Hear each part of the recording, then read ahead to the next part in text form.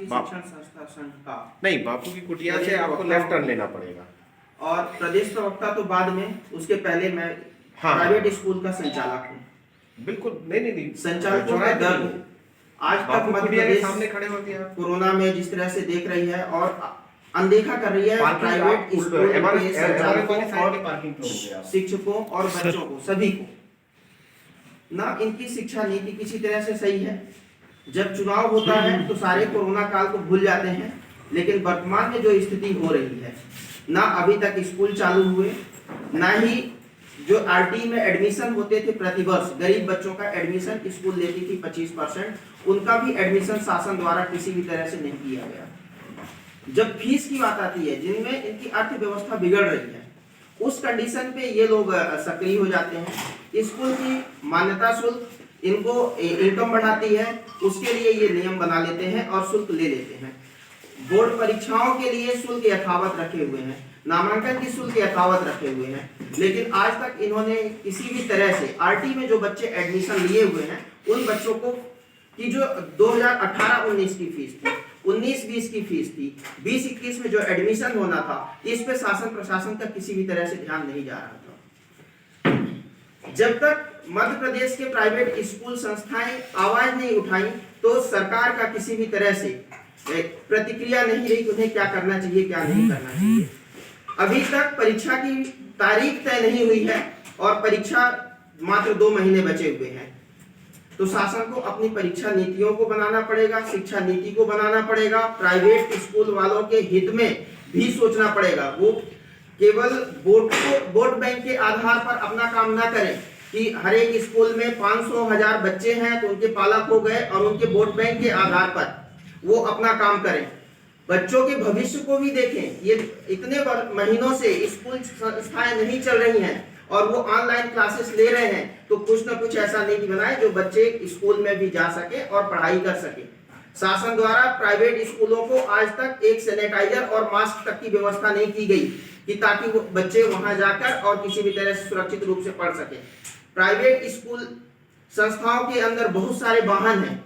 वाहनों के लिए चाहे वो स्कूल के बस हो, वैन हो, मैजिक हो या अन्य वाहन, चाहे वो रेंट पे लगे हुए हो, वो ड्राइवर और भूख से उनके बच्चे तड़प रहे हैं, उस ओर टीचरों शिक्षकों की ओर, ड्राइवरों की ओर और संस्था से जुड़े हुए किसी भी कर्मचारी की ओर शासन प्रशासन का ध्यान नहीं है।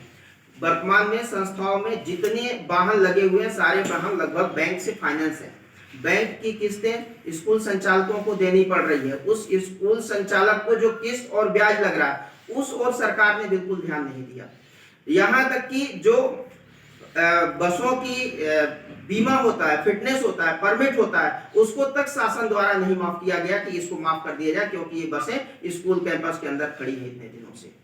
इसके अलावा बहुत सारी चीजें हैं। नगर निगम के अंतर्गत जो संस्थाएं आ रही हैं, शासन द्वारा टैक्स भी उतना ही लिया जा रहा है जो कोरोना काल के पहले लिया जाता था प्रतिवर्ष। इस वर्ष भी नोटिस वैसे ही आ रहे हैं। संस्थाएं बंद हैं, बंद होने के बाद भी बिजली के बिल भी उतने ही आ रहे हैं जितने जब स्कूलें चलती थी उस समय बिल आता था, आज भी यथावत है। शासन द्वारा प्राइवेट स्कूल संचालकों को या संस्था को किसी भी तरह से सहयोग नहीं किया जा रहा है, जबकि सरकार के मुख्यमंत्री नारा देते हैं बेटी बचाओ बेटी पढ़ाओ, लेकिन बेटियों के भविष्य की ओर बिल्कुल भी ध्यान नहीं है कि किस तरह से स्कूल जल्द से जल्द खोले जाए, स्कूल में प्रॉपर व्यवस्थाएं करें। शासन द्वारा भी कुछ ऐसी व्यवस्था दे ताकि स्कूल संचालक जो 9 महीने से उनकी व्यवस्थाएं अस्त व्यस्त है, क्योंकि जो शिक्षक हैं कई महीने से ऑनलाइन क्लासेस ले रहे हैं, उनका वेतन नहीं मिल पा रहा है। हाई कोर्ट ने आदेश करती है कि जो आपकी शिक्षा शुल्क है, मासिक शिक्षा शुल्क, अन्य शुल्कों के अलावा जो एक्टिविटीज के नाम पर संस्थाएं लेती हैं उसको नहीं लेना है, लेकिन शिक्षा शुल्क आपको लेना है। उस शुल्क के लिए भी हाई कोर्ट के आदेश के बावजूद सरकार द्वारा किसी भी तरह से अभी तक ये आदेश जारी नहीं किया गया कि स्कूल संस्थाएं बच्चों से ये फीस ले सकती हैं। ये भी हमारे दर्द है।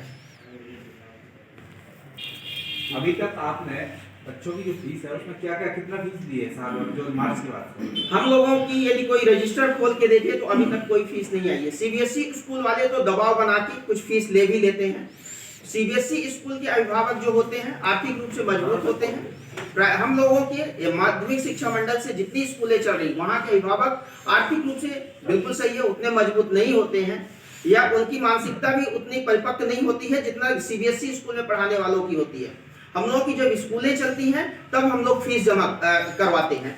क्योंकि इस साल सत्र स्टार्ट ही नहीं हुआ इसलिए फीस आई नहीं, तो अभी तक 1 या 2% बोल सकते हैं कि हम लोगों की फीस आई है, इसके अलावा कोई फीस नहीं आई है और खर्चे यथावत हैं। बच्चों को सुरक्षा देने के लिए आप पूरी तरह से तैयार हैं, दे सकते हैं उनको? पालक संघ इस बात को कहता आ रहा है कि 9वीं से 12वीं तक तो खुल गया, वो बालिग बच्चे ज्यादातर 9वीं से 12वीं में, लेकिन 1ली से 8वीं तक ज्यादातर नाबालिग छात्र हैं, उनकी सुरक्षा का जिम्मा क्या प्राइवेट स्कूल लेंगे?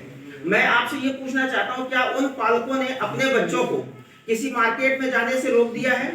क्या वो बच्चे किसी शादी पार्टी में नहीं जाते हैं?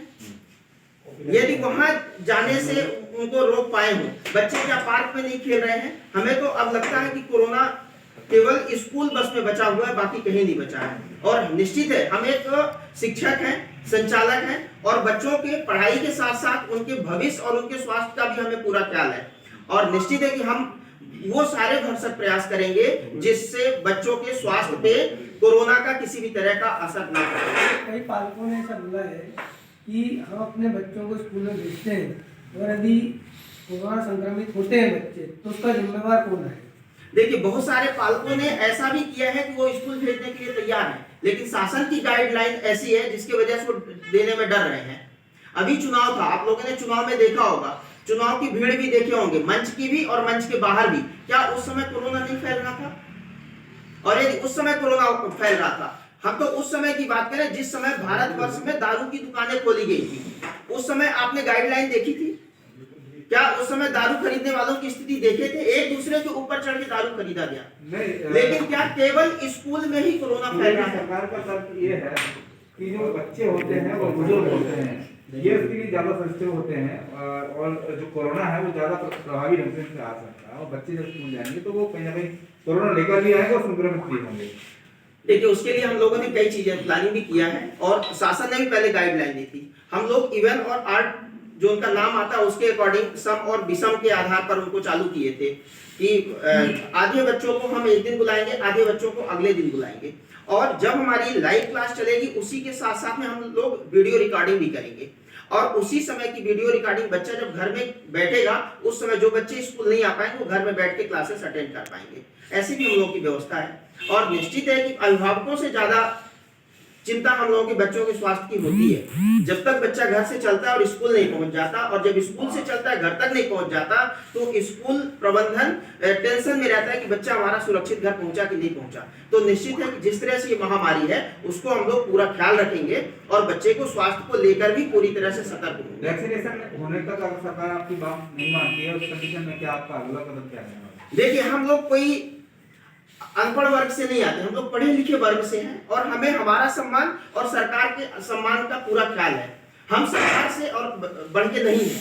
हम सरकार के किसी भी आदेश का ऐसा अवहेलना नहीं करेंगे कि हमारी सरकार का अपमान हो, लेकिन जहां बच्चों की भविष्य की बात है और स्कूल संस्थाओं से जुड़े हुए कर्मचारियों की और उनके बच्चों की बात है, उसके लिए हम अपनी बात पूरी दमखम के साथ में रखेंगे। क्योंकि आपको भी मालूम है कि जब तक बच्चा रोता नहीं है तब तक माँ भी उसको दूध नहीं पिलाती है। 9 महीने से हमने चुप रह के देख लिया है। हम अपनी बात रखने का पूरा दमखम के साथ में प्रयास करेंगे।